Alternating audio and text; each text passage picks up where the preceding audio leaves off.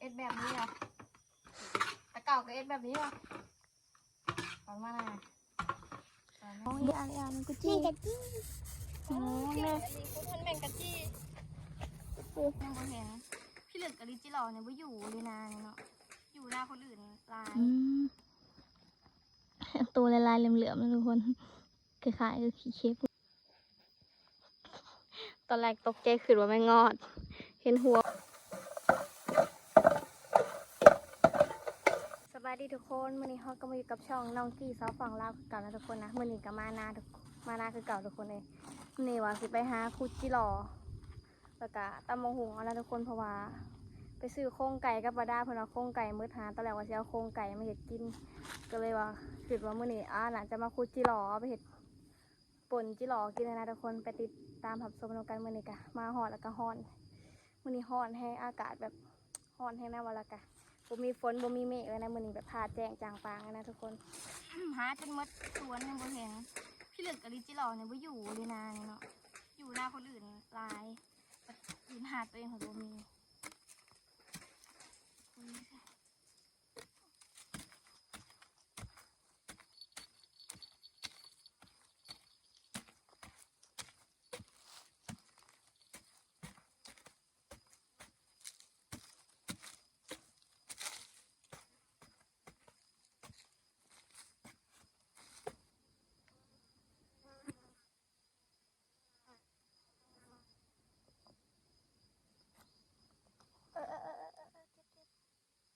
ตัวใหญ่เติบทุกคน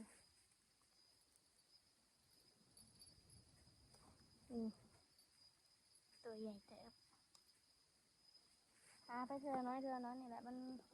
บ่ค่อยมีนะอยู่นานเวลาจะต้องอาศัยโชคคุดจิหล่อเสียงโชคเขาไม่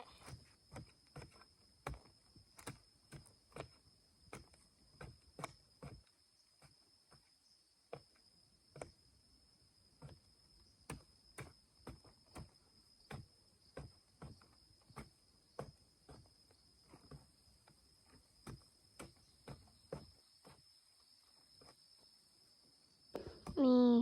คนได้แล้วสกีเพื่อซับมันนะนี่เห็นไหมทุกคนโอ้ตอนแรกตกใจขึ้นว่าไม่งอดเห็นหัวมันนอนแบบนี้เลยคือแห้งเลยขี้เค็บจิหล่อขี้เค็บหลุดนี่เด็กแหละตัวหนึ่งนี่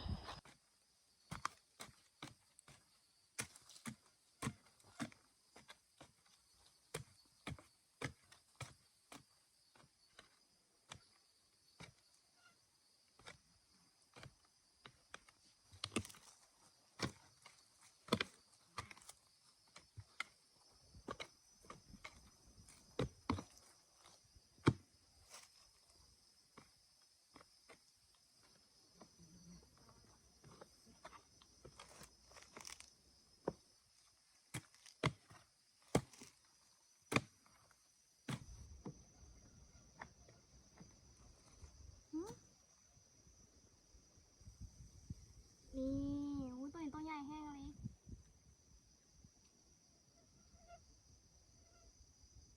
นี่ทุกคน ตัวใหญ่แห้งตัวนี้โอ้ตัวใหญ่แต่ใหญ่กว่าหมูเลยนะเวลาแต่คุยอยากเลิกได้ตัวนี้เลยคุยปวก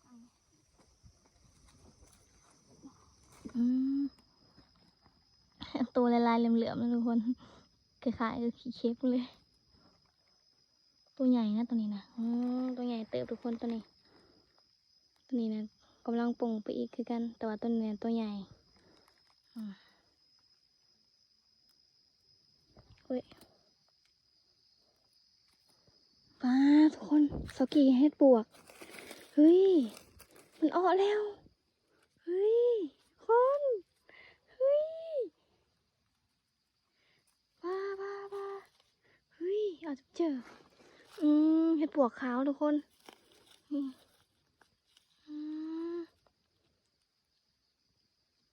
เฮ้ยเดี๋ยวสกีสิไปหาอยู่แต่ในโซงนะทุกคนไปหาอยู่แต่ป่าหมดแหละ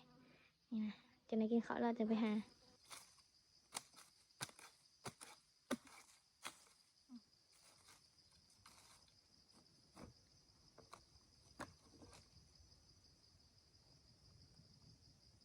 ก็ออกเลยนี่นะอุ้ยตายฮะเผลอซับมันอุ้ยว่าแห้ง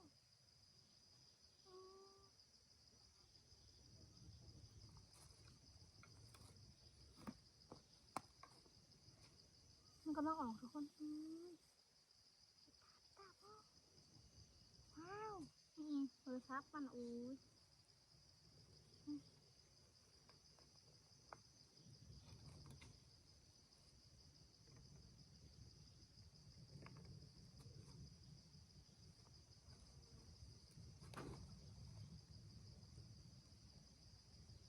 นี่ทุกคนดอกน้อยได้ประมาณ8 ดอกทุกคนหาตื่นอีกประมาณ8 ดอกเฮ้ยนี่ทุกคนตอนนี้กะเซากี้กะมาเขามาป่าแล้วทุกคนมาหาเห็ดกับซานี่แยกกันไปหานะตอนนี้เขาก็มาอยู่บนปกไม้เป็นแบบว่าผ่านะมาแล้วกะ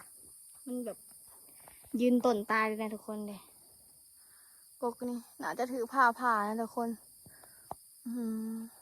ไหมเกรียมจริงไหมรู้ไหมไปหาเห็ดกันต่อนะทุกคนเมื่อกี้นี่ตาลายเห็ดเบื่อสกี้ว่าเห็ดเลยคิดว่าเห็ดปวกตาลายเอิญสนิมมานิ่มเห็ดเป็นแลนมา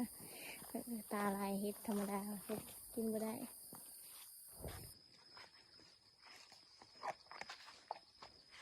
แปลกนะทุกคนเขามาหาผัดบะหมี่ว่ะ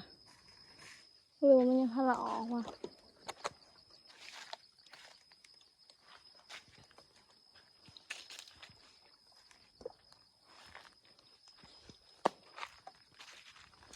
หาเห็ดมาแล้วนะไปหาเห็ดกับบัวได้กับทุกคนเลยปอดจะบอกเป็นภาษาเมื่อยไปหาเห็ดกับบัวได้ซ้ำทุกคนเลยเป็นตะออกกับบอก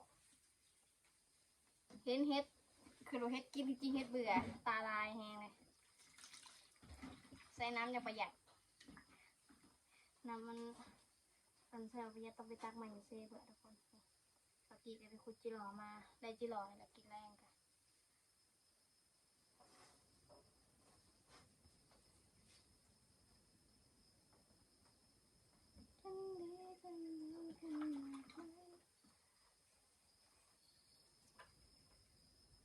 จิหล่อตัวใหญ่เติบนะทุกคนอยู่หน้าซอกีอะบ่ค่อยลายตะเก่านะลายได้ไหมนะบ่ค่อยมีมันจะอยู่บนอื่นกันเลย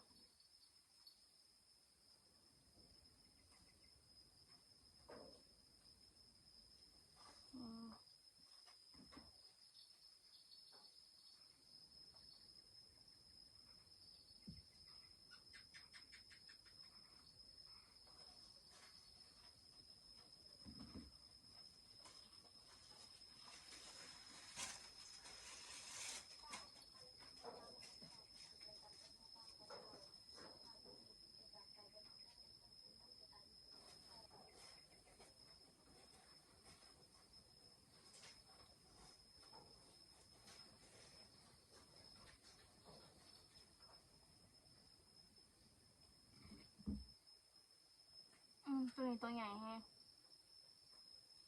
ตัวแบบคือมาตัวใหญ่นะเทียบกับไซส์อื่นนะตัวนี้ใหญ่สุด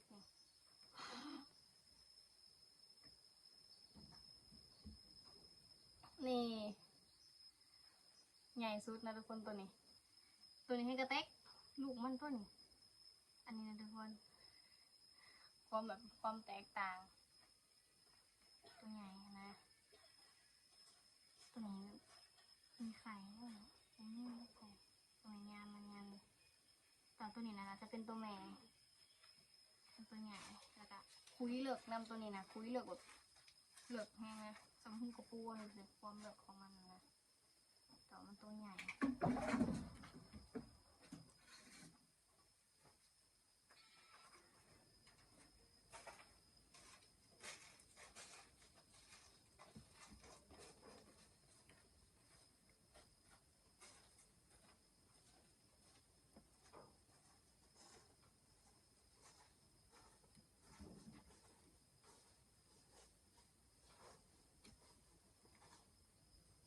จิหล่อเขาได้ประมาณ20โตทุกคนเลย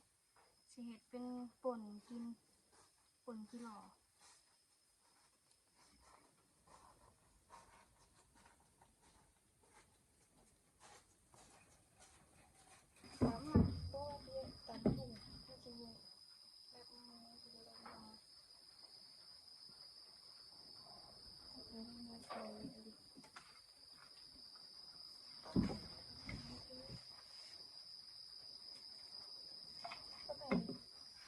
ให้นิ่มเพิ่นไปเอาอันนั้นนะ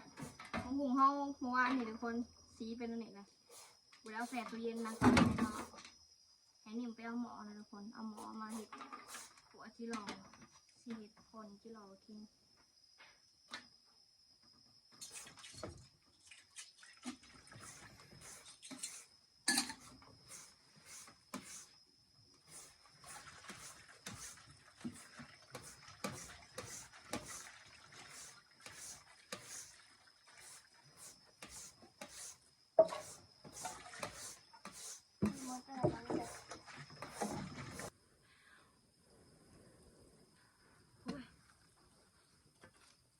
โคจิหล่อกัน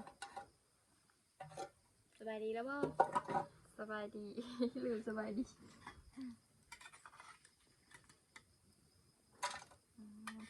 วันนี้นะได้จิหล่อไปหลายไปเลยทุกคนหน้าเขาปัดตัวยืดอึดนาทีเนาะแล้วกระเทียมเนี่ยตัวมีใหญ่พร้อมมีหวยมาอึดหน้าเขานะมันสูญพันธุ์แล้ว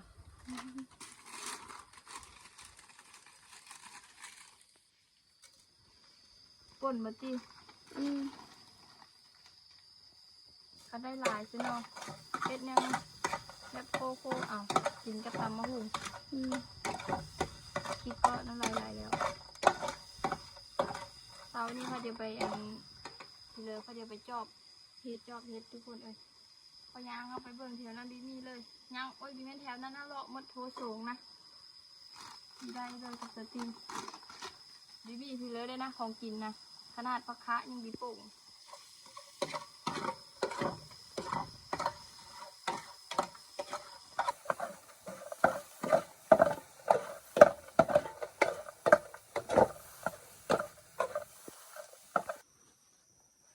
สุกแล้ว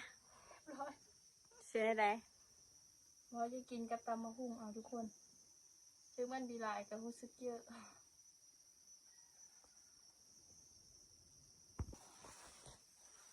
คนมาตำมะฮุ่งก่อนกินมะฮุ่งอะไรเมื่อวานนี่ก็กินไม่กิน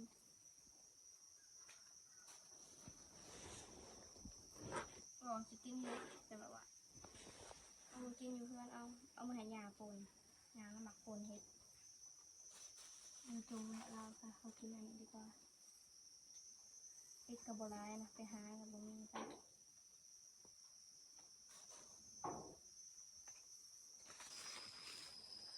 เอาเลย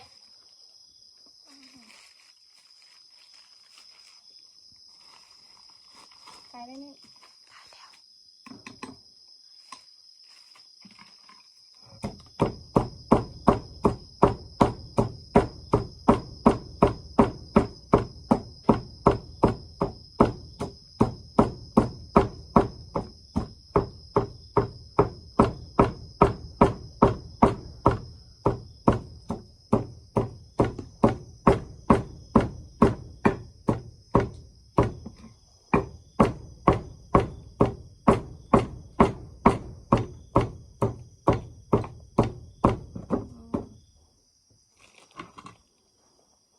ก่อนนะแล้ว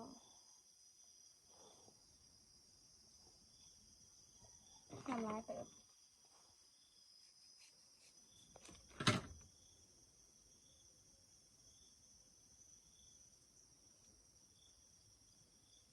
ลอย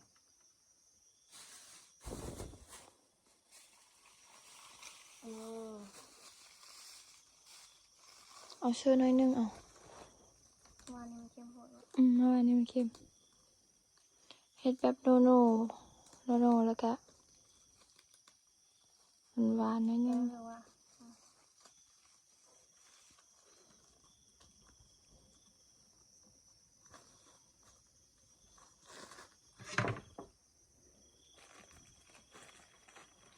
ตีเบิ่งแน่อันนั้นนะ เดี๋ยว แมงคนขี้เสือนะ ต้องบอกก็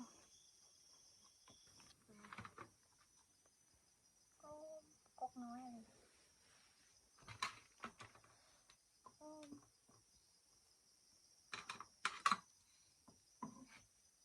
เอาไว้นิ้ว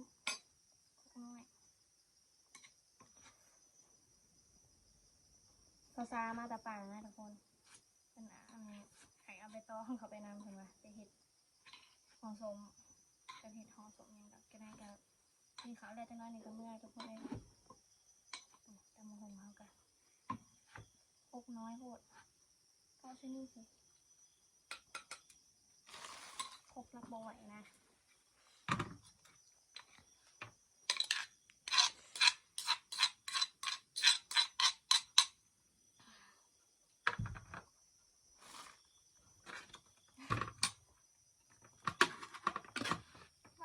ว่าแล้วเอ็ดแบบนี้อ่ะแต่เก่าก็เอ็ดแบบนี้อ่ะตอนมาน่ะ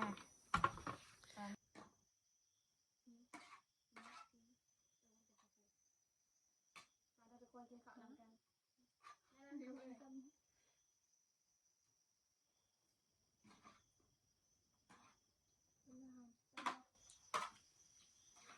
ฝนแซวกว่าเรา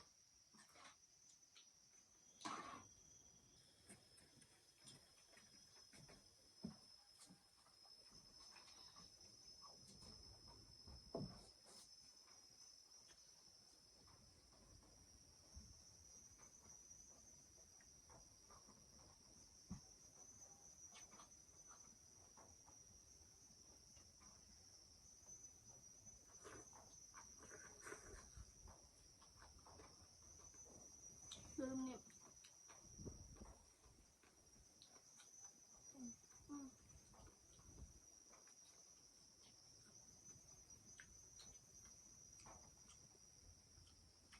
ต้นหวายแฉกก็ได้ไงเนาะมัน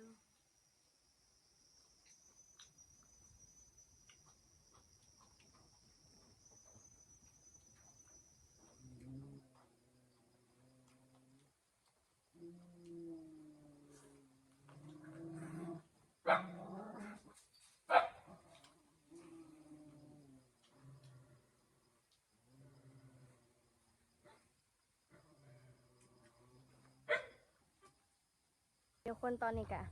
ซอกี้กับมาแล้วนะทุกคนแต่คลิปนี้ก็ประมาณนี้ทุกคนไว้เจอกันใหม่คลิปหน้านะบ๊ายบายแล้วก็ขาเมื่อก็เจอเด็กน้อยนะทุกคนขุดกระปูอยู่ได้ลายมากระปูนะฮะได้หน่อยนึงเชื่อเบิ้งน้ำอุ้ยได้จีล้อหลายอะไรเนาะเบิ้งนี่ขี้เรือนั่นท้องอีอามันก็จี้อ๋อแม่พูดท่านแมงกะจี้พูดเด้อเพื่อนนะพูดภาษาอ้อมเบ้อได้ย้อนอะไรเอาข้างแน่รถเอาแต่เก้าข้างแน่รถ